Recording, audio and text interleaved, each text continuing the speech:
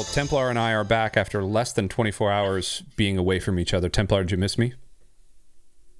Always, Chino. Always right away after we get off the call. Yeah. We hang up the call and then you pine for my presence a little bit more. Sure, of course. Yeah, who absolutely. Couldn't, or who wouldn't? Absolutely. Well, welcome to this episode of the Roundtable. We're not going to be talking about the match made. Actually, what we are going to be talking about is Severance Season 2, Episode 9. We're finally caught up. Finally, we did it. There's only 2 episodes left in the season, but we got there. And in my opinion, this was the episode that I was waiting for after the Chikai Bardo episode. Like, I was waiting for an episode of something of this magnitude instead of a slow episode with Salt's Neck and junkies and Miss Cobell throwing a bottle and all the other stuff there. We're going to get into the episode real quick, but before we do, Templar, like, initial thoughts. How did this one land for you? Oh boy, I love the smile. He took a breath and everything. Oh, I got my coffee. Here we go. Let's do it. There's a lot of pressure on episode 10 really landing. Yes, there is. So my thoughts on this one are mixed, because if episode 10 does really land it and is great, then I will probably like this episode a lot. If episode 10 doesn't land it as well as it is going to need to, then I think I'm not a big fan of this episode. Really? So, okay. Walk me through. We'll get into it. Like, okay, I mean, in a nutshell, it's just more buildup. Like, okay. There's no revelations. It's just more buildup, and the buildup is fine. But one thing I think I've realized about myself, getting back into reading and like reading more last year and then into this year, and through watching this show and Dark Matter, which we haven't talked about on here, but which is also an Apple show, is that there are some people who the journey is more important than the destination. Mm-hmm. And I think I'm not one of those people. Like, the destination needs to be something or interesting or satisfying to sort of make me to determine how I feel about the journey. So that's not to say the journey isn't important, but like, I need the finale to land, or else all of this will have felt like kind of not for nothing, but not enough. Okay. Because by basically not revealing anything, I mean, and there's some revelations and there's some things that they hint at more, but like by putting it all on one episode, for me at least, you're really determining what I'm going to think about this whole season based on this one episode next week. Sure. And it's an hour and 15-minute episode, so they're clearly giving themselves, this episode was 45 minutes, so clearly they're giving themselves a lot of time to address a lot of different things, and that's somewhat of a good sign for me.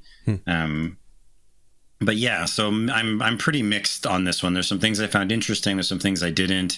There's some things I think that are starting to show cracks for me in terms of the writing of this show. Okay. That's a bit of a problem.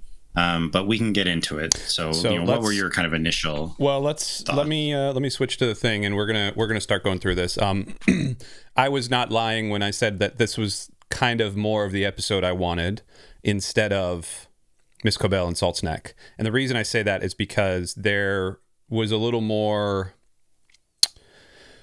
I'm going to say action, and I don't mean action like guns and things like that, but there was more forward movement in a story than there was with Miss Cobell. Because as I said in the last episode, it was 42 minutes to get to the last 3 minutes where they essentially sold the whole story for that episode. So it was all this beautiful scenery and all that stuff. Again, looks great. Like, I love watching beautiful scenery. I like watching a beautifully shot thing. I got to be in the right mood for it. I got to be in a mindset for it. But this episode in particular had more story beats happening to it. And that's something I appreciated a little bit more. That being said, I think let's just walk through the episode a little bit, and we can kind of stop and we can go from there. We can kind of feel what we're going to feel and talk what we're going to talk about. So the episode opens obviously with Helena, and it is Helena Egan swimming, and then eating an egg in front of her dad, which was very weird and very off-putting. Jamie Egan seems like just a real dirtbag. As we find out later in the episode, almost towards the end of the episode, he is indeed a real dirtbag. He may have many bastard children that we do not know about, which I thought was a sly little way that they did it at the very end of talking about that, but we'll get there. So they're talking about the fact that this is a momentous day, as this is great that the Think Story thing is kind of matching up a little bit. A momentous day because Cold Harbor is supposed to be finishing on this day, and as we all know, Mark S has been kind of trying to finish up Cold Harbor. That's been his remit. James is angry at Helena because she doesn't eat raw eggs, which I think is very funny. I thought it was kind of off-putting that she just kind of scrapes out the yolks and eats the things with the whatever. That's fine. So all that's happening. You get this amazing sort of picture of what the mansion looks like, and it's a perfect like symmetry and balance thing happening with their mansion. You can see kind of the teardrop shape that you see in other places. There's the teardrop shape right there. And then we flash to Gretchen, and Gretchen is coming clean to Dylan about kissing her innie. And I guess this kind of solves the problem of, do we think it's cheating or not? Because Dylan takes it as cheating. At least in this universe, he takes it as, you're cheating on me. Gretchen tries to rationalize it by saying, well, this is it's you, this is the person you used to be, et cetera, et cetera. But it's, I'm going to be honest, like, that was a little hard to watch for me. I have like cheating in my background and all that other stuff, but not from me, cheating done to me. But B, Dylan, the actor who plays Dylan, Zach Cherry, he did an extraordinary job in this episode. Like, I in my opinion, he carried this episode. I really think he did. Like, his face, he broke the way the kind of scream when Gretchen's leaving as he's in innie, that was a little ludicrous. But like, the way he plays like a simmering rage this whole episode. He says, maybe I'll quit. And that's his innie saying, maybe I'll quit. Or his outie, saying, maybe I'll quit.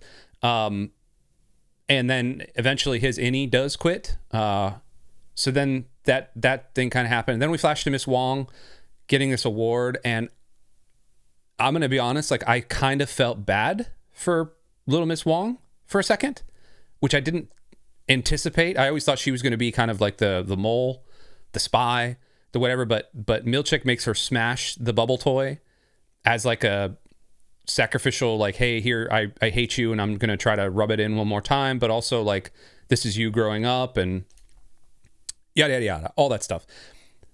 So that kind of happens. And then we get to this part with Bert, and Bert essentially reveals that he was a hitman for Lumon, where he was the driver, and then he would say, like, I just drop him off and I didn't know what would happen after that. And so I read that as a couple of different ways, and we could talk about this in a second. I read that as either he's severed and he just killed people, because then if you think about Miss Cobell, the part where Miss Cobell, I think it was episode 3, where Helena and the driver invite Miss Cobell into the boardroom to talk about getting her new job, and it racks in on the driver, and it's almost like this driver is now the new Bert, where this guy's going to kill her if she recognizes that and like gets out of there. This whole time you think that Irving is going to get killed by Bert. Turns out they're in love, and Bert gives him a one-way ticket for him and his good boy dog, and I guess that's the last we see of Irving, although I wouldn't be shocked if in season 3 he winds up in a different town, and I don't know. There's maybe a spinoff, maybe like a Ted Lasso type spinoff for him. I'm not sure what's going to happen there. So then we flash to Mark, and he's still like having a tough time, and he's in this car and driving to go meet Miss Cobell with his sister, and there's this whole big confrontation there, and I'm struggling to see the end game with this one a little bit, with this side of the story, and maybe that's what you mean by the cracks are starting to show a little bit. I'm struggling to see how all of these pieces fit together, but the one cool thing about this Mark encounter was the call he has with Mr. Milchek. Now, Mr. Milchek has just essentially told his boss to eat crap, which I thought was very funny. Whatever, embrace fecundity or whatever the heck he says to Drummond. I thought that was very funny. But he has this like encounter with Mr. Milchek, like, hey, yeah, it's like there's supposed to be a balance here, right? And Milchek looks at this iceberg, and he did a very good job. As an actor, he did a very good job of like controlling his emotion there and trying to not show the emotion, but also like letting the emotion push through. And so he lets him off for the day. And then eventually we end up at this birthing place. I'm kind of skipping a whole lot of steps here, but eventually we end up at this birthing place. And now we're sneaking Mark in the back of a pickup truck. Miss Cobell is essentially saying to the gatekeeper, hey, this is another one of the girls that is pregnant from James Egan. This is another one of James. Like she's pretending to hold her stomach. And I'm assuming that that's why the severed birthing houses are there, so that these women can go and not know that they're having another child. There could be hundreds of these kids running around with these women that are severed. We don't know. And that's, we see Mark kind of winding up in this thing. And that's really the end of the episode. What did I miss? Like, out of story beats here, what did I miss? Dylan quits and leaves. Right. Yes, that's right. So yeah, Dylan quits and leaves. Yeah, Milchek has the confrontation, which that scene is great. Yes. Because I've been kind of waiting for someone to say something like that to anyone from Lumon, basically for 2 seasons. Like even back to season 1, where they're in the break room and telling them like to repeat the same thing 1,000 times. It's like, I'm pretty sure at some point someone's just going to tell them maybe even less kind words as what Milchek says to Mr. Drummond. Like, no, I'm not going to do that. And of course, just like someone standing up against sort of the corporate bureaucracy is just always a kind of satisfying thing. So that scene was very satisfying. I think you covered everything else. Yeah. I mean, Dylan proposing to Gretchen. I forgot about that. Yeah. I'd like to forget about that. All right. So walk me through then some of the things that, let's go with the things you liked first of all. Like what did you pick apart here that you actually liked from the episode? The scene with Milchek was good. Yep.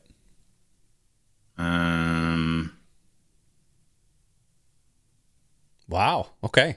Walk me through then your comment from earlier about how some of the story cracks are falling apart. Where is that starting to show? Well, maybe this is all intentional. Like maybe this is ultra big brain and they're just like doing all these misdirections and all these different things, and then it's all going to come together and fit together perfectly in the last episode. Like maybe that's the intention, right? And if it is, then I'll be happy to say that I was wrong. But like, one, I don't care about this Dylan subplot. Like, I don't know how invested you are in it, but I'm not particularly invested in it. And like, again, another misdirection when they introduced this idea of this room that he was going to use to visit with his wife. It was really presented as like Milchek sort of saying, this is going to be our thing. Don't tell anyone else. We're going to be aligned on this. And it was going to be kind of trying to be like a wedge between Dylan and the others. But then Dylan just tells Helly about it seemingly off screen, and there's like nothing done with that. And it's just sort of like Helly trying to show like, you know, kind of talk about Gretchen, that she's ungrateful or like whatever, and like trying to recruit him to help her find the corridor and whatever, or like do something for Irving. And so it's like this was kind of set up, and I guess maybe that was just a misdirection, that it was going to be significant, and all they wanted it for was this like Dylan subplot with his wife, Audie's wife. But because it's dealing with the same theme that every plot line is dealing with, which is this idea of like identity, any a separate person, do they have, what are the rights, and like, is it cheating, is it not, are they a different person or the same person, or like whatever. It's not dealing with anything new. It's just sort of a different side of the same question. And I don't feel like they had done enough with that relationship between Innie, Dylan, and Gretchen to make me care about this relationship enough that it was different. So that's what I mean, where it's kind of showing cracks. It's like if they wanted that to be really kind of emotionally moving, and like I agree, I think the actor did a good job with it, but like I just had no investment in that subplot, or not enough investment for what they're trying to do with it, that I wasn't really into it.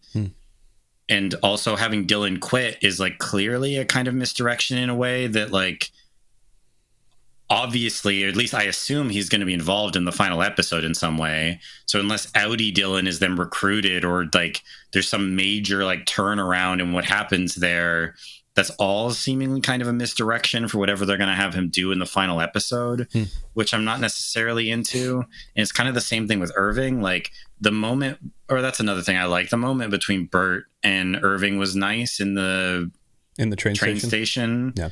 Before he goes, like that was a nice moment. And it was an okay subversion of expectations, because you do think like he's doing the same thing, he's driving him to the train station, except again, like that's a part where the writing, I feel like the writers are just having happen what they need to happen, not what would make sense. Like there's no reason for Bert not to tell him that he's just taking him to the train station.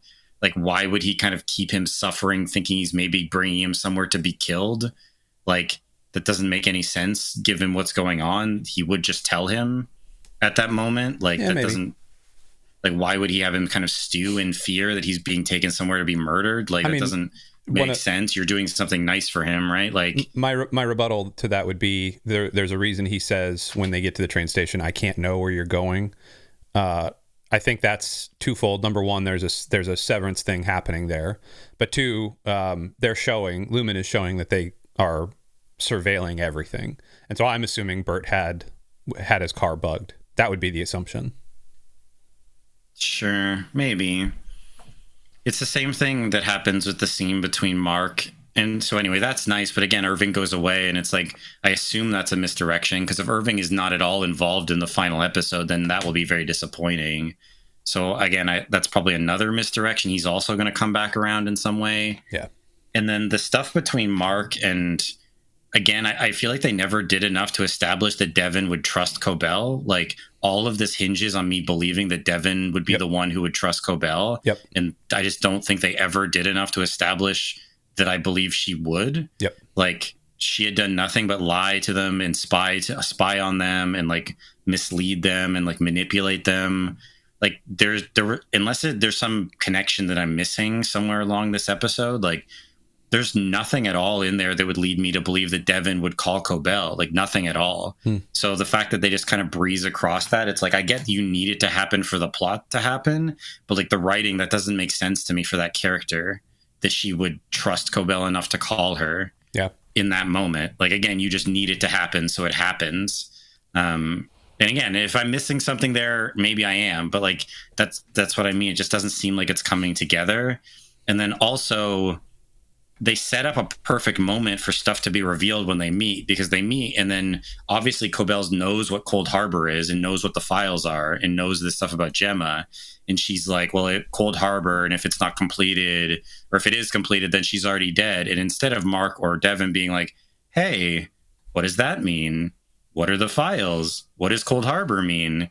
What does it mean to be finished? Why would she be dead if it was finished? Like, any number of obvious questions that would raise, none of that is asked or addressed, because they want to save it for the next episode. But then don't have her say that then, because to me that doesn't line up with anything about those characters, that they wouldn't ask for some kind of explanation of what that means or what's going on. Because, like, again, Mark had brought up the point that, like, we told her everything, she's told us nothing. So, like, they already set up that he's frustrated there. So wouldn't you, and you also set up that they're going to wait until sundown. So I feel like it makes sense that they would have asked her some additional questions or clarification. So the fact that they don't tell you any of that, again, like, then write it differently, because now all you're doing is obfuscating something because you need it to happen in the next episode, but then just don't have any of that be revealed then. Like, so that's what I mean. Like, there's just a lot of these things popping up where, again, maybe I'm just buying into it. Maybe I'm following the misdirections. Maybe I'm, just like a fish on the hook and they're like reeling me in for some big reveal or something. But like, it just doesn't seem like it's really lining up, or like the characters just aren't doing things that it makes sense to me for those characters to do. And so, like, that's why it's just, when you have a mystery box show, you need these things to line up and you need them to come together well. Yeah. Because that's the entire premise that I'm watching the show for, right? Like, you have nothing else that's drawing me in other than some other like vague mystery stuff. Like, there's the revelation that Kier is a place. So like they live in Kier then, because Bert tells him you have to leave Kier and not come back. And I don't know if he meant that metaphorically. I think he meant that literally. So like that would suggest they live in a place called Kier. So like there's some additional revelations maybe about the world, but you need me to be interested in this mystery. And when it becomes clear that the writing is like, you're just keeping things because you need it to happen in the next episode, well then just do a better job writing it. Don't leave those things hanging then, again, unless that's the intention. And like, I don't mean to be super negative, but like, again, I'm someone who needs this to go somewhere. Like, I need the payoff to be worth all of this. And like, so far this episode just kind of raised more questions and just kind of hinted at a couple things. And like, it's kind of interesting, but like, I need it to go somewhere. I need the ending to be satisfying. And I don't mean satisfying in that like, yeah, like whatever, the company gets overthrown and they get shown up. I just need like something to be revealed or like some events to take place that make all of this buildup worth it, because the buildup in itself isn't enough for me. So that's my, maybe rant there. I don't know, whatever. But like, it's just, there's too many things that just don't seem like they're kind of making sense for me. And maybe it will come together or maybe it won't. Okay, that's fair. That is a fair assessment. One thing I do want to say is, I think in totality right now, there's a lot of weight on episode 10 here. I will say that there are a number of shows, mystery box shows, that are kind of like this, creepy, eerie, whatever shows we want to talk about, that make a lot of big promises that I think can't ever fulfill on them. Again, I've talked about this in other episodes. Lost is one of my all-time favorite shows, and yet it did not fulfill all of the promises that it kept out. And in fact, they were pretty blunt around season 4 or 5 out of the 6 seasons, where they said like, hey, there's a lot of checks we wrote that we won't be able to cash. Okay, that's fine. Like, I get that. Severance, the writers and particularly the showrunner of Severance came out and said everything that is put forth will be answered. Like, every question you have will be answered. Now, is that pejorative? Probably, because like there's a million questions I think everybody that is even halfway invested into the show are going to ask. Like, why are we using 1960s and 70s technology underground, but everybody has what looks like an Android cell phone? Why do all the cars look like bombed out cars from Russia in the Cold War? Like, there's a million different things. Like, where the heck are we? Kier, is it a place? Is it a city? Why are there 206 countries when there's only 190? Things like that. So there's that thing happening. The other thing that I think is hinging on a lot of the character development right now is you're asking the question, is that person severed or not? And that, to me, that is when the MCU introduced the multiverse thing. It's like, cool, well, we just do whatever we want and then just hand wave and say like, okay, it's the multiverse. There's a blessing and a curse to that, right? Like that means you open up a whole lot more storyline. So the reason I'm saying that is because there's a theory put forth right now that I from this Think Story video that I'm always going on about how Think Story does a great job. He is reacting now to the community, putting forth a theory that says that Cold Harbor is actually not trying to build Gemma back, but instead trying to get Helena Egan to inhabit Gemma's body and to try to like take over Gemma. Because there's been all the pregnancy things that have dropped, there's been a whole lot of stuff. Even like going back in this episode or in this video, there's an ID. Yeah, there's this "you tricked me, my Helly" thing. There's an ID that happens in the actual Cold Harbor file. Or where is it? Right there. There's an ID that happens in the Cold Harbor file. The ID is actually this confirm list number here is actually the same confirm list ID number of Helly R. And like, that's cool. Like, that's a freaking cool theory. Like, I would be sad if that's exactly what's trying to do. You also see Helena, her kind of obsession with Mark, like in and out of the thing, even like as her innie, she feels that. And, James comes back up and says, "You tricked me, Helena," like, or my Helly, which whatever. Like there's a connection there, right? So where I'm going with this is like, if we're just going to ask a question like Severance is just kind of like the catch-all for everything, cool. Like I get it. Like I get that you're writing a lot of checks that you're going to have to cash.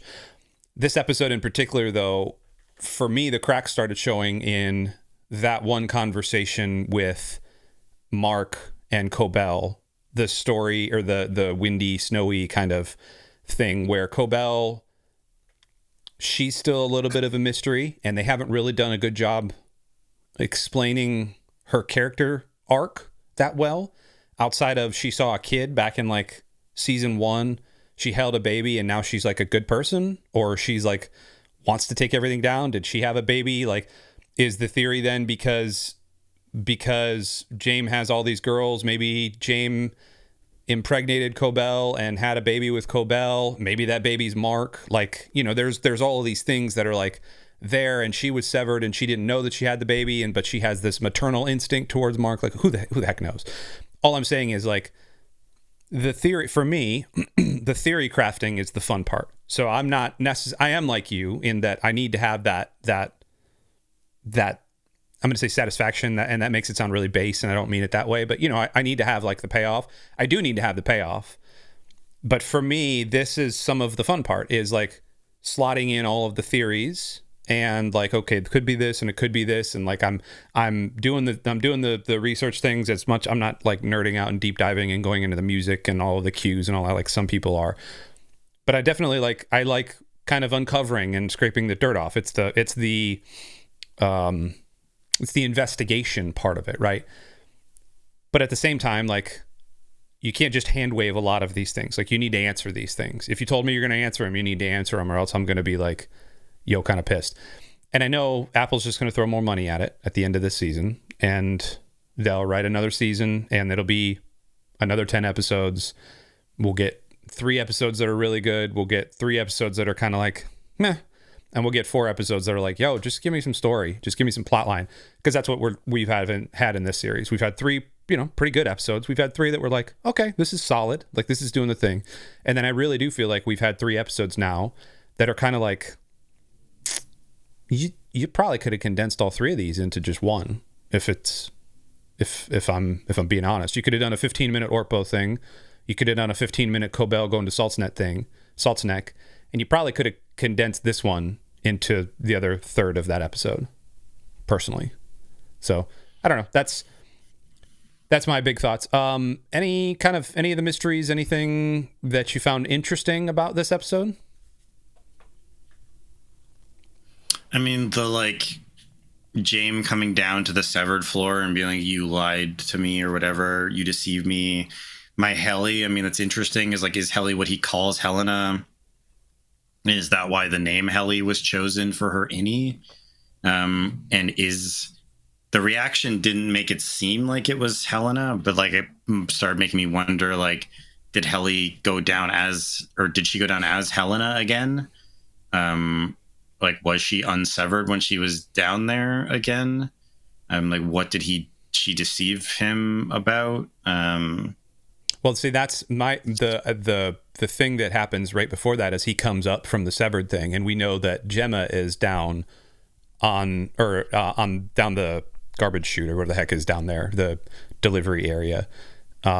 He comes up from that, and so because the door opens and there's a red up arrow, and so we're assuming he came up from there, and so maybe she was like, maybe Helena was actually down there, or maybe that's where he figured out what Cold Harbor was, or something along those lines. That's how I read that. He figured out what Cold Harbor actually was. He walked up to the severed floor. I think she was the severed Helly, because she's like, what the hell? Like, what is that? There was no like recognizance or anything like that. And the way she was talking to Dylan was very much like, this is the old Helly. This is innie Helly. This is not outie Helly. Even though she's wearing the same blue dress, like, again, who knows? They can hand wave a lot of things, just being like, yeah, severed, not severed. Haha, you didn't know, suckers. They can just kind of hand wave a lot of that, which honestly kind of pisses me off when shows do that. If I'm being honest, again, it's the multiverse thing. Like, well, the Hulk. This is just another multiverse, so Hulk's gonna come back, and it's 17,000 Spider-Men. Sorry, guys, multiverse. What are you gonna do about it? That dark matter does that, right? Dark matter does that same thing of like, hey, man, infinite possibilities. So this one box is now it's either in the desert, or now it's underwater, or now it's in a snow plane, or now like the person that you love is dead, but not really dead, but has one eye. Like, infinite possibilities. Like, man, just treat us a little bit smarter than that.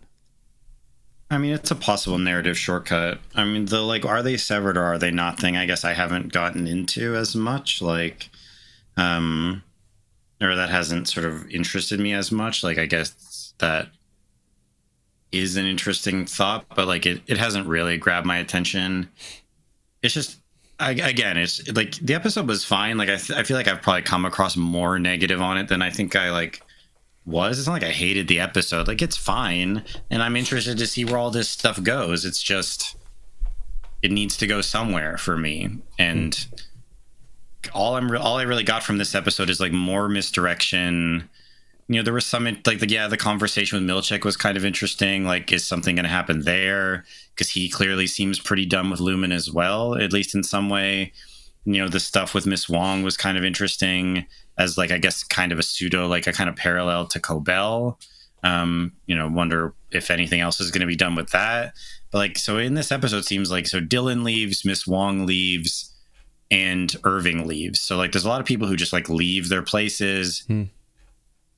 And, are they going to be relevant? Are they going to come back around? Are they going to all come back? Is there going to be some like powwow they have on the outside and some mission they're going to concoct to go into Lumon or something?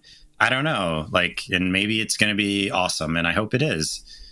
But it's just, they're writing a really big check, and if they can cash it, then that's awesome. And if they can't, that's too bad. And I might be out on this show if they can't, to be honest. I mean, to be fair to them and the show writers, like, they didn't say they were going to answer everything in season 2.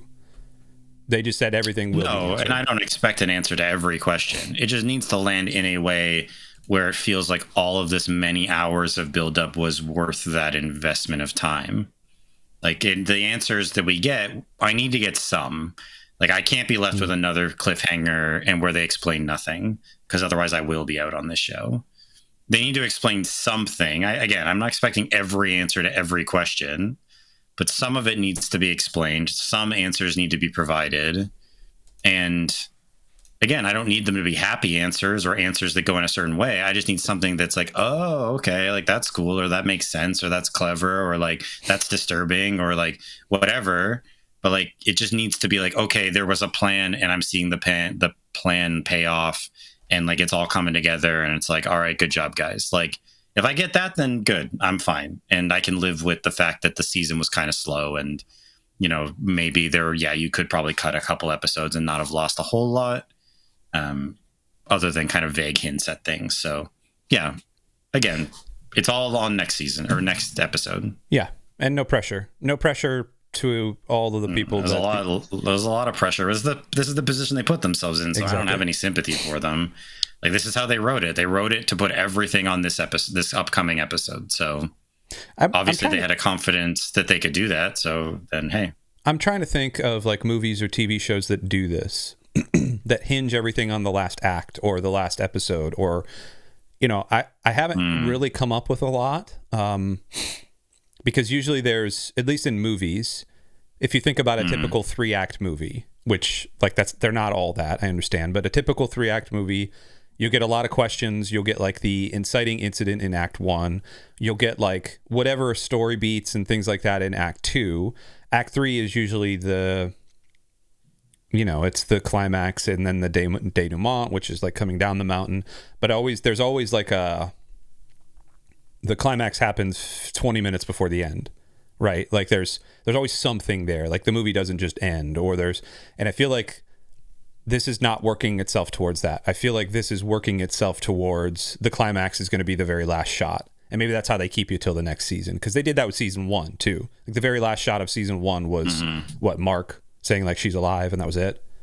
So like I don't know, but off the top of your head, like, can you think of other shows or other movies that have tried to do that?